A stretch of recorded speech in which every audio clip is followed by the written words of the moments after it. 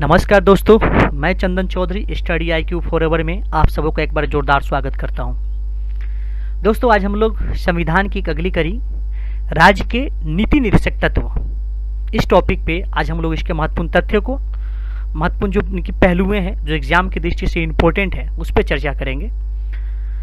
Directive principle of state policy, इसके बारे में विस्तृत रूप से हम लोग चर्चा करेंगे और जिन जिन टॉपिक पर चर्चा करेंगे इनमें टॉपिकों का महत्वपूर्ण तथ्य, महत्वपूर्ण कथन, भारत और संघवाद, नीति निर्देशक तत्व की विशेषताएं, मौलिक अधिकार एवं नीति निर्देशक तत्व में अंतर। उसके बाद में इसके जो अनुच्छेद है 36 से 51 उसके बारे में चर्चा करेंगे। दोस्तों, वीडियो शुरू करने से पहले मैं आप लोग को एक बार जो और स्वागत करता हूं और प्लीज़ इस चैनल को आप लोग लाइक, शेयर और सब्सक्राइब जरूर करें ताकि ये वीडियो और लोगों के लिए लाभकारी बन सके। तो फिर दोस्तों हम लोग आते हैं, बढ़ते हैं अपने सेगमेंट की ओर। दोस्तों, भाग 4 में संविधान के भाग जो 4 हैं उसमें राज्य के नीति निर्देशक तत्व मतलब directive principles of state policy के बारे में चर्चा की गई है, जो आर्टिकल 3651 आपको है, मतलब 36 से 51। तो सबसे पहले हमको समझना होगा कि राज्य के नीति निर्देशक तत्व क्या है और इसकी आवश्यकताएं क्या थी, इसके मतलब क्या है, इसके तात्पर्य क्या है। देखिए, राज्य के नीति निर्देशक तत्व जो है आपको यह संवैधानिक निर्देश है विधायिका के लिए, कार्यपालिका के लिए और प्रशासनिक मामले में राज्य के लिए सिफारिशें है। ठीक है।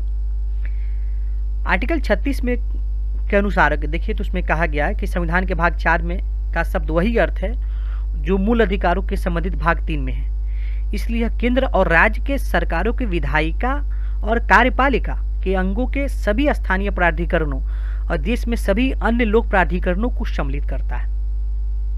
अब इसका मतलब क्या है? इसका कहने का तात्पर्य यह है कि राज्य कोई भी कानून बनाएगा, जनता के लिए कानून बनाई जाती है, जनता के हित के लिए कानून बनाई जाती है, जनता की सुविधा के लिए कानून बनाई जाती है। तो राज्य कोई भी कानून बनाएगा तो इन निर्देशों को, किन निर्देशों को, राज्य के नीति निर्देशक तत्व जो है इन निर्देशों को ध्यान में रखना होगा और इसको ध्यान में रख करके जो है एक लोक कल्याणकारी राज्य की स्थापना करना पड़ेगा। ठीक है। अब आधुनिक लोकतांत्रिक राज्य में क्या होता है कि आर्थिक, सामाजिक, राजनीतिक विषयों में निर्देशक तत्व बहुत ही महत्वपूर्ण है। इनका न्याय में उच्च आदर्श, स्वतंत्रता, समानता बनाए रखना है। इसका उद्देश्य क्या है? राज्य के नीति निर्देशक तत्व का कहीं एक सवाल लग रहा है कोई भी एग्जामिनेशंस में, इसका उद्देश्य क्या है? तो इसका उद्देश्य बताना है कि न्याय में उच्च आदर्श, स्वतंत्रता, समानता बनाए रखना, जैसा कि संविधान की प्रस्तावना में परिकल्पित किया गया है। इनका उद्देश्य लोक कल्याणकारी राज्य की स्थापना करना है। ठीक है। इसका उद्देश्य जो है लोक कल्याणकारी राज्य की स्थापना करना है। संक्षेप में कहे तो आर्थिक और सामाजिक लोकतंत्र की स्थापना करना ही इन निर्देशक तत्वों का मूल तत्व है। ठीक है। अब हम लोग देखते हैं यहाँ पे कि राज्य के नीति निर्देशक तत्व जो है हम लोगों ने कहाँ से लिया है। तो हम लोगों ने जो है आयरलैंड के संविधान से जो है राज्य की नीति निर्देशक तत्वों को लिया। आयरलैंड के संविधान से राज्य के नीति निर्देशक तत्वों को लिया। तो अब देखेंगे एक और यहाँ पे कंटेंट है कि भारत तथा आयरलैंड को छोड़कर विश्व के अन्य किसी देश में आपको जो है संविधान में इस प्रकार के नीति निर्देशक तत्वों का परिकल्पना नहीं है, उल्लेख नहीं है। ठीक है। एक और बात समझने की जरूरत है कि राज्य के नीति निर्देशक तत्व जो है ये आपको इसकी जो प्रकृति है गैर न्यायोचित है, यानी कि इनके हनन पर उन्हें न्यायालय द्वारा लागू नहीं कराया जा सकता। अतः सरकार मतलब केंद्र, राज्य स्थानीय करने इसको लागू करने के लिए बाध्य नहीं कर सकते हैं। संविधान के अनुच्छेद 37 में कहा गया है कि निर्देशक तत्व शासन में मूलभूत है और विधि बनाने में इन तत्वों को लागू करना राज्य का कर्तव्य होगा। बात को समझ रहे हैं? उनके बाद में इसमें कहा गया यद्यपि इनकी प्रकृति गैर न्यायोचित है तथापि कानून की संवैधानिक मान्यता के विवरण में न्यायालय इन्हें भी देखता है। ठीक है।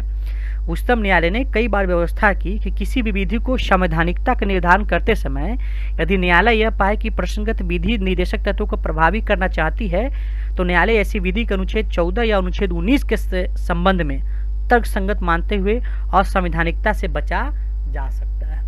तो इसलिए यहाँ पर कुल मिलाकर हम लोगों ने देख लिया कि राज्य के नीति निषेध तत्व जो है गैर न्यायोचित है, मतलब इसे लागू करने के लिए आप न्यायालय में नहीं जा सकते। जैसे कि आप देखेंगे मूल अधिकार जो है ये आपको न्यायोचित है, मतलब इसे लागू कर, अगर इसका हनन होता है तो इसको लागू करने के लिए जो है आप सुप्रीम कोर्ट में या उच्च न्यायालय में डायरेक्ट जा सकते हैं। तो यहाँ पे क्लियर हो गई। अब हम लोग देखेंगे महत्वपूर्ण कथन देखेंगे कि इन विद्वानों ने इनके बारे में कौन कौन से बातें कही हैं राज्य के नीति निषेध तत्व के बारे में। यहाँ जैसा स्क्रीन पे आप देख रहे होंगे डॉक्टर राजेंद्र प्रसाद साहब ने कहा है कि नीति निषेध तत्वों का उद्देश्य जो है जनता के कल्याण को प्रोत्साहित करने वाली सामाजिक व्यवस्था का निर्माण करना है। देखिए कितनी सी बात है। फिर उसके अंदर डॉक्टर भीमराव अम्बेडकर इसके बारे में बोलते हैं कि राज्य के नीति निषेध तत्व भारतीय संविधान की एक अनोखी विशेषताएं हैं। केटी शाह जो है ये कहते हैं कि राज्य के नीति निषेध तत्व एक ऐसा चेक है जो बैंक की सुविधा अनुसार अदा किया जा सकता है। बहुत अच्छे यहाँ पे कथन मतलब कहे गए हैं और आप देखेंगे तो कुल मिलाकर के जो है यही इसकी चरितार्थता पूरी होती है और यही मतलब कथन पूरा फिट बैठता है राज्य के नीति निषेध तत्वों के लिए। हम लोग देखते हैं भारत संघवाद के बारे में। राज्य की नीति निषेध तत्वों में जो है आप मिनर्वा मिल्स मामला भारत संघवाद में है ना, उच्चतम न्यायालय भाग 3 तथा भाग 4 के मत संतुलन संविधान का आधारभूत ढांचा है ना, उसके बारे में केस है। हम जब मिनर्वा मिल्स बनाम इस पर जब चर्चा करेंगे संघवाद पे तो डिटेल उस पर देखेंगे। फिर उसके बाद केशवानंद भारती बनाम भारत संघवाद जो है उस पर आपको नीति निर्देशक तत्व के पीछे कल्याणकारी राज्य की अवधारणा की निहित है। केशवानंद भारती बनाम जो भारत संघवाद जो केस हुआ था उस केस में भी इस बात को उच्चतम न्यायालय ने कहा था कि नीति निषेध तत्व के पीछे जो है कल्याणकारी राज्य की अवधारणा निहित है। ठीक है, हम लोग देखते हैं अब नीति निषेध तत्व की विशेषताएं क्या है। देखिए नीति निषेध तत्व की विशेषताएं जो है पहला नंबर यह लोक कल्याणकारी राज्य की स्थापना करना है। नीति निषेध तत्व की जो है विशेषताओं में क्या है तो लोक कल्याणकारी राज्य की स्थापना करना। दूसरा है देश में सामाजिक और आर्थिक प्रजातंत्र स्थापित करना, मतलब सामाजिक और आर्थिक इनको ध्यान में रखकर ही कोई कानून बनाया जाए। दूसरा संविधान द्वारा राज्यों को दिए गए निर्देश या राज्यों के कर्तव्य न्यायालय में वाद योग्य नहीं है। इस बहुत इंपॉर्टेंट पॉइंट कि संविधान द्वारा जो राज्य को दिए गए निर्देश है ना, उसको राज्यों के कर्तव्य के न्यायालय में वाद योग्य नहीं, में पहले ही आपको बता दिया था गैर न्यायोचित है। चौथा है राज्य के जनता के प्रति सकारात्मक, मतलब आप देखेंगे कि नीति निषेध तत्व जो है इसी कथन को इसी आपको जो आर्टिकल है इसको ध्यान में रख करके, इसी टॉपिक को ध्यान में रख करके जो है भारत सरकार बहुत सारी सामाजिक योजनाएं बनाती है। जैसे उज्ज्वला योजना हो गया, फिर उसके बाद में आपको मिड डे मील योजनाएं हो गई, फिर उसके बाद देखेंगे आप सौभाग्य योजना हो गया जो गरीब, फिर उसके बाद मनरेगा हो गया। बहुत सारी ऐसी योजनाएं, कई योजनाएं हैं जो आपको सामाजिक आधार पर सामाजिकता को, आर्थिकता को ध्यान में रखकर बनाई जाती हैं और इसके पीछे मूल उद्देश्य यही है नीति निषेध तत्व की परिकल्पना को और उसकी अवधारणा को बनाए रखना, उस पे उसके बताए हुए रास्तों पे, उसके बताए हुए निर्देशों पे चलना। तो इसलिए समझ में आ गया होगा कि राज्य का नीति निषेध तत्व जो है कितना वैल्यूबल है और इसकी इंपॉर्टेंस क्या है। अब नेक्स्ट पढ़ते हैं हम लोग। अब हम लोग देखते हैं कि मौलिक अधिकार एवं नीति निषेध तत्व में अंतर क्या है। मतलब मौलिक अधिकार और नीति निषेध तत्व जो है दोनों में इसके अंतर क्या क्या है, आप इस पे कंफ्यूज ना हो, इसलिए इसके मौलिक अधिकार और नीति निषेध तत्व में जो है हम लोग इसके अंतर को देखते हैं। तो यहाँ पर देख रहे हैं कि मौलिक अधिकार जो है संविधान द्वारा जनता को दिया जाने वाला अधिकार है। ठीक, ध्यान से देखिएगा, इसके अर्थ समझिएगा। कथन जो कह रहा है कि मौलिक अधिकार जो है संविधान द्वारा जनता को दिए जाने वाला अधिकार है। ठीक है, कौन? संविधान द्वारा, याद रखिएगा संविधान आपको जनता के अधिकार देती है। ठीक है, संविधान देती है, न कि सरकार। और लेकिन यहाँ नीति निर्देशक तत्व देखेंगे तो सरकार द्वारा जनता को दिए जाने वाला जो है अधिकार है। देख रहे हैं, मौलिक अधिकार जो है संविधान दे रही है आपको जनता को अधिकार। ठीक है, और नीति निषेध तत्व जो है सरकार दे रही है जनता का अधिकार। मतलब कि मौलिक अधिकार में जो कानून है, मौलिक अधिकार के जो कानून जितने आर्टिकल है वो आपको संविधान ने दिया है कि आपका 19 का उल्लंघन होता है, 17 का उल्लंघन होता है, 15 का उल्लंघन होता है, 14 का उल्लंघन होता है, 23 का, 24 का, 21 का, तो आप सीधे न्यायालय में जा सकते हैं। 27, 28, 29 जो भी आपका जो आर्टिकल है मौलिक अधिकार का, तो सीधे आप न्यायालय में जा सकते हैं। आपको संविधान ने दिया, अगर इसका उल्लंघन होता है तो आप इसकी मांग कर सकते हैं, आपको न्याय की वहाँ जरूरत होगी। लेकिन यहाँ जो देखेंगे नीति निषेध तत्व जो है, इनको कौन दिया है? तो सरकार दे रहा है, जनता को अधिकार दे रहा है, सरकार दे रहा है। जैसे मान लीजिए कि कोई सरकार आती है, उस सरकार कोई योजना लेकर आती है, जैसे कि अभी मान लो कि मोदी जी की सरकार है, इन्होंने उज्ज्वला योजना लाया, ठीक है। और उज्ज्वला योजना जो लाया, तो सरकार की योजना है, इन्होंने अधिकार दिया लोगों को, आप जो है इस योजना का लाभ उठाएं, और लोग इसको अधिकार उठा रहे हैं। अब इसको अगर नहीं किसी को मिल पाता है कोई किसी वजह से, तो इसके लिए वो आपको मतलब अब सुप्रीम कोर्ट में और न्यायालय में जाने का हकदार नहीं है, ठीक है, क्योंकि आपके मतलब ये सरकार ने दिया। मान लो कि सरकार फिर चली जाती है, फिर कोई दूसरी सरकार चली आए, और सरकार अगर इस योजना को ख़त्म कर दे, तो फिर इस अधिकार के लिए आप जो है राइट के लिए आवाज़ नहीं उठा सकते हैं। लेकिन मौलिक अधिकार की कोई भी सरकार आए उसको ख़त्म नहीं कर सकती है, ठीक है। तो यही बेसिक यहाँ अंतर है। दूसरा हम लोग देखते हैं कि नागरिकों को सुरक्षा प्रदान करती है। मौलिक अधिकार जो है नागरिकों को सुरक्षा प्रदान करती है। मतलब अगर स्टेट किसी नागरिक का उसके अधिकारों का हनन करता, उसकी स्वतंत्रता का हनन करता, अगर से छीन ले, राज्य अगर सरकारी उसके मूल अधिकार को छीन ले, उसको ज़बरदस्ती उसके अधिकार जो है उसको ख़त्म कर दे, तो उससे उसको सुरक्षा मिलती है, ठीक है। जैसे कोई आदमी को अभिव्यक्ति की स्वतंत्रता आर्टिकल 19 के तहत मिली है कि वो आदमी अपना संघ बना सकता है, कहीं पे अपनी बात रख सकता है। तो लेकिन अगर पुलिस उसको या सरकार उसको लेकर के उसको रोके, तो उसके लिए वो न्यायालय में जा सकता है, उसका अधिकार है शांतिपूर्वक आपको अपनी बातों को रखने का, ठीक है। लेकिन यहाँ पे आप देखेंगे कि नागरिकों को कल्याण को प्रोत्साहित करने के लिए सामाजिक व्यवस्था है। नीति निषेध तत्व जो है नागरिकों के कल्याण के लिए, मतलब नागरिकों को सुविधा के लिए जितना आप योजना बना सकते हैं उसके सामाजिक उत्थान को उठाने के लिए, तो वो आपको नीति निषेध तत्व है। फिर देखिए यहाँ पे मौलिक अधिकार, यह राज्य की शक्ति की सीमाओं को निश्चित करता है। अब देखिए यह क्या है कि मौलिक अधिकार जो है आपको राज्य की शक्ति, हम राज्य कोई मनमाने तरीके से और संवैधानिक रूप से, तानाशाही रूप से जनता पे ऐसा कुछ दबाव न थोपने लगे, ऐसा कुछ काम न करने लगे, है ना, जिससे उनका जो है जीना दुभर हो जाए, उनका जो मूल अधिकार है, जो उनका मूल जो जीने का जो अधिकार है, जो मूल उसके जो संवैधानिक अधिकार दिए हैं, उस पर हनन हो जाए, तो इसको रोकता है, ठीक है। राज्य की सीमाओं पर उसको रोक लगाता है, क्लियर।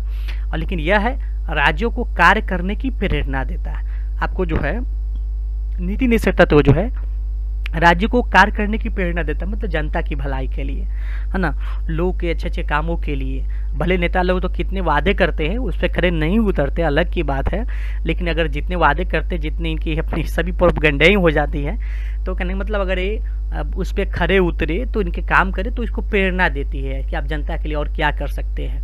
अब यहाँ पर देखेंगे मौलिक अधिकार को फिर देख रहे हैं, यह व्यक्तिनिष्ठ है, ठीक है, यह व्यक्तिनिष्ठ है। मतलब यह जिस व्यक्ति का मौलिक अधिकार का हनन हुआ है वो व्यक्ति न्यायालय में जा सकता है, ठीक है, ये व्यक्तिनिष्ठ है, उस पर ये असर करता है, उसको भी प्रभावित करता है। लेकिन आप देखेंगे यहाँ पर नीति निषेध तत्व जो है यह समाजनिष्ठ है। मतलब अगर कोई कानून बनती है तो सबके लिए बनती है, मतलब कि इस कानून मतलब कोई अगर जैसे कि कोई योजना है ना, कोई योजनाएं बनती है, कोई भी चीज़ ऐसी बनती है जो सभी लोग को उसको उसका मतलब मिलेगा और सब उससे प्रभावित होंगे, सबको उससे लाभ मिलेगा, तो ये समाजनिष्ठ है। अभी देखिए दूसरा यहाँ पे देख रहे हैं मौलिक अधिकार जो है वाद योग्य नहीं। मैंने पहले इस पर चर्चा किया है कि मौलिक अधिकार जो है न्यायालय में वाद योग्य, न्यायालय में वाद योग्य है, मतलब इस पे न्यायालय में चर्चा की जा सकती है, न्यायालय इसको सुनवाई करेंगे। अगर आपका मौलिक अधिकार कानून होता है तो सीधे सुप्रीम कोर्ट या हाई कोर्ट में आप जा सकते हैं, वहाँ इसकी सुनवाई होगी। लेकिन आप यहाँ देखेंगे ये आपको न्यायालय में वाद योग्य नहीं है। आपको जो नीति निषेध तत्व जो है न्यायालय में वाद योग्य नहीं है, मतलब इसके हनन होने पे आपको न्यायालय उसको संरक्षण नहीं देगा। हम लोग आगे बढ़ते हैं, देखते हैं नीति निषेध तत्व से संबंधित अनुच्छेद क्या क्या है। तो देखिए नीति निषेध तत्व से संबंधित अनुच्छेद में आर्टिकल 36 जो है राज्य की परिभाषा बताता है। राज्य की परिभाषा क्या क्या है, राज्य की परिभाषा में जो है कौन कौन से आएंगे। अब स्टेट है, सेंटर है, उसके बाद में स्थानीय प्रशासन है, स्थानीय शासन है, ये सभी राज्य के नीति निषेध तत्व के अनुच्छेद 36 के अंतर्गत आते हैं। अनुच्छेद 37 कहता है कि यह न्यायालय में वाद योग्य नहीं है, जैसा कि हम लोगों ने ऊपर ही चर्चा किया है। उसके बाद आप देखेंगे सामाजिक व्यवस्था के बारे में 38 से 40 है, सामाजिक व्यवस्था क्या है। अनुच्छेद 38 में जो है सामाजिक व्यवस्था को कायम करना है ना। अनुच्छेद 39 जो है, अनुच्छेद 39 जो है, उसके अंदर यहाँ देख रहे हैं अनुच्छेद 39 समान कार्य के लिए समान वेतन की बात करता है। मतलब कि कोई भी अगर काम, जैसे कि कोई भी एक उसी समान पोस्ट पे है और उसी समान काम को कर रहा है, तो किसी को वेतन अगर 10,000 है, किसी का वेतन 20,000 है, तो ये समानता का नियम है। मतलब दोनों को उतना ही वेतन मिलना चाहिए क्योंकि दोनों एक ही काम कर रहे हैं। तो यही आपको संविधान जो है आपको 39 जो है आपको समान कार्य के लिए समान वेतन की बात करता है। उसके बाद में है 39 क, एक नया जो एक आर्टिकल जोड़ा गया था 39 क जो है निःशुल्क विधिक सहायता, जो आपको 42वां संविधान संशोधन अधिनियम 1976 के तहत जोड़ा गया था। अब अभी क्या है कि निःशुल्क विधिक सहायता मतलब क्या है,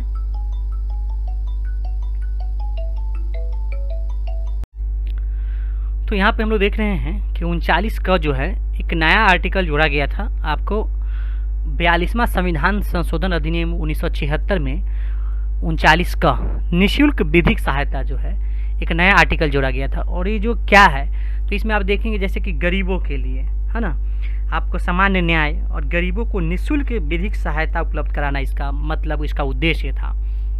इसमें देखेंगे आप, इसी के तहत आप देखेंगे कि 1987 में 1987 में नालसा प्राधिकरण मतलब नालसा गठन हुआ था।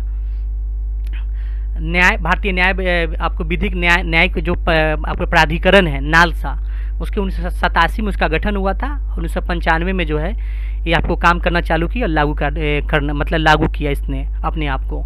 तो इसमें नालसा के तहत जो है कि आपको निःशुल्क विधिक सहायता मिलता है गरीबों को, SC ST के वर्ग के लोगों को, जो पिछड़े हुए वर्ग लोग हैं, जो मतलब जिसके कुछ नहीं है, कोई लोग नहीं है जिसके अधिकार के लिए मतलब कि बहुत ही असमान तबके के लोगों के लिए जो है इसकी व्यवस्था की गई। तो ये आपको आर्टिकल 39 क में जो है इसको जोड़ा गया था। उसके बाद हम देखेंगे अनुच्छेद 40 गांधी जी का रामराज पंचायती राज, बहुत इंपॉर्टेंट है। गांधी जी का रामराज क्या है, पंचायती राज मतलब देखिए गांधी जी जो है इनका स्थानीय स्वशासन में ज़्यादा ही बिलीव था और इसी की देन है, इन्हीं की सोच है जिस वजह से आज भारत में जो है पंचायती राज सिस्टम को लागू किया गया है ना। तो आप देखेंगे यहाँ पे बहुत इंपॉर्टेंट है कि गांधी जी का रामराज पंचायती राज मतलब कि पंचायत को भी उनका अधिकार दो, उन्हें अपने काम में उसका हक दो, उन्हें भी स्थानीय स्वशासन करने का अधिकार दो। मतलब कि शासन का एक निचले स्तर तक विकेंद्रीकरण मतलब निचले स्तर तक पहुँच, आपको अनुच्छेद 40 में मतलब ऐसा कहा गया। उसके बाद देखते हैं हम लोग सामाजिक सहायता, जैसे कि अनुच्छेद 41 है जो है कुछ दशाओं में जैसे कि आपको काम, शिक्षा, लोक सहायता पाने का अधिकार देता है। तो कुछ दशाओं में काम, शिक्षा, लोक सहायता पाने का अधिकार, आप बहुत सारे अधिकार आप देखेंगे जो आपको उसमें दिए गए हैं। लोगों को सुविधाएं दी गई है ना, शिक्षा के लिए है ना, उसको सहायता पाने का बहुत सारा चीज़ों आपने जो है आपको अनुच्छेद 41 में जो है ये आपको अनुच्छेद 41 कहती है। अनुच्छेद 42 जो है प्रसूति में सहायता मतलब अनुच्छेद 42 कहता है कि जो गर्भवती महिलाएं हैं उनको आप क्या सहायता दे सकते हैं, उनके लिए क्या योजनाएं ला सकते हैं। तो मातृत्व संशोधन विधेयक योजना आप देखेंगे भारत सरकार के द्वारा लागू किया गया था। उसके बाद में आप जो है आपको बिजली आपको सॉरी करें बिजली बोल रहे हैं, आपको बेटी पढ़ाओ बेटी बचाओ योजना। तो ऐसे बहुत सारी महिलाओं के लिए कई योजनाएं हैं जो महिलाओं को उनको हक दिलाती है। तो ये आपको अनुच्छेद 42 में इस बात को बताया गया कि प्रसूति में सहायता मतलब जो गर्भवती महिलाएं हैं स्पेशल उनके लिए आप क्या कानून बनाते हैं, ठीक है, उसके बारे में। अनुच्छेद 43 कहती है मजदूरी में सहायता। अनुच्छेद 43 जो है ये आपको सामाजिक कर्मकारों के लिए निर्वाह की मजदूरी, शिष्ट जीवन स्तर तथा सामाजिक और सांस्कृतिक अवसर उसको उपलब्ध कराए, मतलब एक मजदूरों के लिए एक अच्छा से आप क्या उपलब्ध करा सकते हैं। उसके बाद में है आपको अनुच्छेद 43 का जो है प्रबंधन में आपको सहभागिता। अनुच्छेद 43 का जो है प्रबंधन में सहभागिता की बात करता है, मतलब उस कामगारों के लिए उसके लिए क्या क्या उसका जीवन स्तर हो सकता है, उसके लिए आप क्या अच्छे विचार सोच सकते हैं, उसके ध्यान में रखने के लिए बात बोलती है। उसके बाद में है अनुच्छेद 44 समान सिविल संहिता। इससे आपको जो है सिविल कोड जो है ना, ये आपको बहुत ही इंपॉर्टेंट टॉपिक है अनुच्छेद 44। इस पर हम लोग इस डिटेल एक वीडियो पर चर्चा करेंगे जिसके बारे में हम लोग बेहतरीन रूप से समझेंगे इसके क्या क्या प्रावधान है, इस पर क्या क्या विवाद है। तो इतना जाने कि अनुच्छेद 44 जो है समान सिविल संहिता है। समान सिविल संहिता मतलब सभी के लिए समान कानून, एक कानून हो, किसी के लिए कुछ और किसी के लिए कुछ और ना हो। तो यही आपको समान सिविल संहिता है जो अभी तक इसको ध्यान में रखकर लागू नहीं किया गया है। उसके बाद में है शिक्षा। अनुच्छेद 45 जो है कहता है 0 से 6 वर्ष तक के बच्चों का निःशुल्क शिक्षा आपको 86वां संविधान संशोधन अधिनियम 2002 के तहत आपको जोड़ा गया था। इसमें 0 से 6 वर्ष तक के बच्चों के लिए निःशुल्क शिक्षा दी गई थी आपको 86वां संविधान संशोधन अधिनियम 2002 के तहत। ठीक है, ये आपको 45 अनुच्छेद 45 कहती है। अनुच्छेद 46 जो है SC ST OBC को शिक्षा में विशेष प्रावधान, मतलब SC ST और OBC के जो है आपको आरक्षण जो दिया गया है, जो उसके शिक्षा में जो आरक्षण, शैक्षणिक संस्थानों में जो आरक्षण जो दी गई है उसकी बात की गई है आपको अनुच्छेद 46 में। फिर उसके बाद देखेंगे हम लोग यहाँ पे अनुच्छेद 47 पोषाहार। अनुच्छेद 47 जो है पोषाहार, मतलब भारत में कुपोषण की जो समस्याएं हैं, कुपोषण को रोकने के लिए भारत सरकार कौन कौन सी योजनाएं ला सकती है, कुपोषण को रोकने के लिए कुपोषण के कानून लाए जाते हैं, है ना। उसके बाद में आप देखेंगे कि बहुत सारे ऐसे चीज़ों आपको जो है आपको मिड डे मील योजना हो गई, फिर आप इसी आर्टिकल को ध्यान में रख करके इसी को प्रति करने के लिए जो है सरकारें जो काम करती है ना। तो बहुत सारे आपको अन्नानगर, दीनदयाल उपाध्याय, आपको अन्न योजना, ऐसे करके बहुत सारी योजनाएं बनाई जाती है जो अनुच्छेद 47 को ध्यान में रख के बनाई जाती है। उसके बाद में अनुच्छेद 48 कृषि एवं पशुपालन। कृषि एवं पशुपालन के लिए सरकार जो है कई योजनाएं बनाती है, इसी को ध्यान में रखकर बनाती है। उसके बाद में आपको एक आर्टिकल फिर जोड़ा गया था 48 का क वन जीव पर्यावरण संरक्षण 1976 42वां संविधान संशोधन 1976 में। देखिए उससे पहले आप देखेंगे कि वन के बारे में 1976 से पहले आप देखेंगे 70-80 के दशक में देखेंगे आप कि वन के प्रबंधन, वन जीवन के संरक्षण के बारे में उतनी ज़्यादा कुछ लोगों में जागरूकता नहीं थी, लेकिन उसके बाद में बहुत सारी चीज़ें बनने लगी, है ना। आपको अंतर्राष्ट्रीय स्तर पर जो है संयुक्त राष्ट्र संघ के जो संस्थाएँ बनने लगी जो पर्यावरण से रिलेटेड थी, जो वन जीव के संरक्षण से रिलेटेड थी, है ना। UNFCCC हो गया, है ना, ऐसे करके बहुत सारी संस्थाएँ बनी हैं। तो इसके बाद में भारत ने जो है अपने एक राज्य के नीति निषेध तत्व में जो है वन जीव व पर्यावरण संरक्षण अधिनियम, आपको अधिनियम जो है आर्टिकल है उसको 42वां संविधान संशोधन 1976 में इसको जोड़ा गया, 48 क में जोड़ा गया। ठीक है, उसके बाद में कर्तव्य में देखेंगे 49 से 51 में कर्तव्य है। तो अनुच्छेद 49 जो है ऐतिहासिक धरोहर का संरक्षण, ये आपको कर्तव्य है ना। तो अनुच्छेद 49 क्या कहता है, ऐतिहासिक धरोहरों का संरक्षण। भारत में जैसे कि बहुत सारे ऐतिहासिक धरोहर है, ताजमहल है, लाल किला है, फिर उसके बाद में आप बहुत सारे ऐसे बोध गया टूरिस्ट पैलेस हो गया जो आपको ऐतिहासिक धरोहर रूप में घोषित है, उसको आपको संरक्षण करना है, मतलब कि सरकारें उसको देखभाल करे, उसको संरक्षित करे। तो उसके लिए भी आपको अनुच्छेद 39 में कहा गया और सरकार उस पर काम भी करती है। उसका अनुच्छेद 50 जो है कार्यपालिका से न्यायपालिका का पृथक्करण, मतलब अनुच्छेद 50 जो है कार्यपालिका को न्यायपालिका से अलग करती है। तो उसको मतलब न्यायपालिका अलग है, कार्यपालिका अलग है, दोनों एक साथ काम नहीं कर, मतलब एक मतलब के साथ दोनों का नहीं हो सकता है।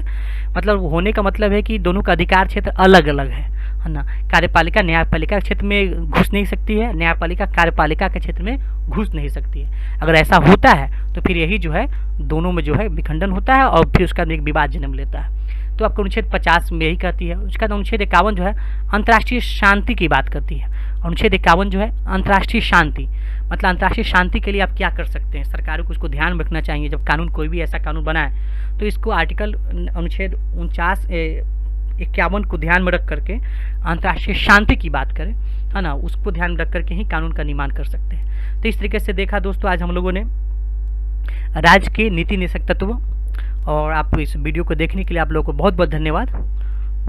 Thank you.